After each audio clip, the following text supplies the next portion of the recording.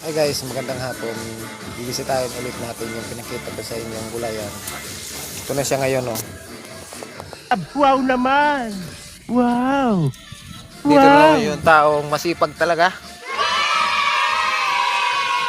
Sipag talaga ni Kuya Ronnie. Kuya Ronnie, magandang hapon. Ito na yung guys, oh. Yung mga talong niya, may mga bunga na. May mga bunga na siya, oh. Mga ilang linggo pa, pwede na may ma-harvest na si Kuya dito. Oh. Malalaki na. Oh. Ayan nyo guys, oh. Sana all. Malalaki na, kahit ilang puno lang to.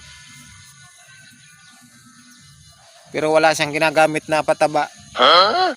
Ano kaya sikreto ni Kuya? May pipino siya, oh, may bunga na rin. May beans. Ayan, oh, beans. Kung familiar kayo sa beans, ganito, oh.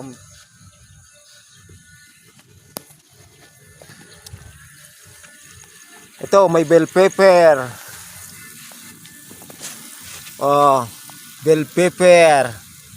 Kung tawagin ay sili bagyo.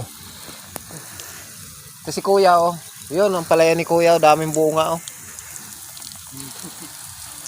Shoutout ka naman Kuya sa mga ano natin. Shout out sa mga gwapo dyan at mga maganda at mga magandang lalaki. Yeah.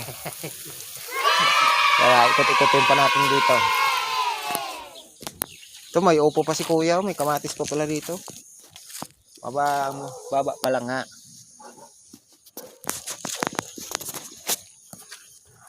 Oh, may upo pa si Kuya, oh.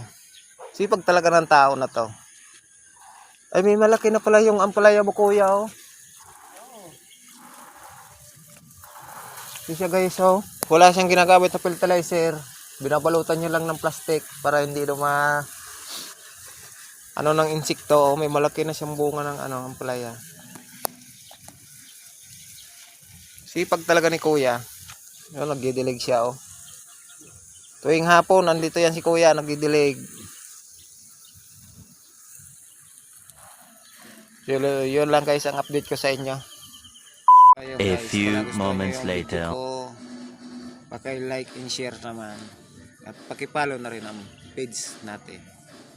Amata Vlog. Thank you very much.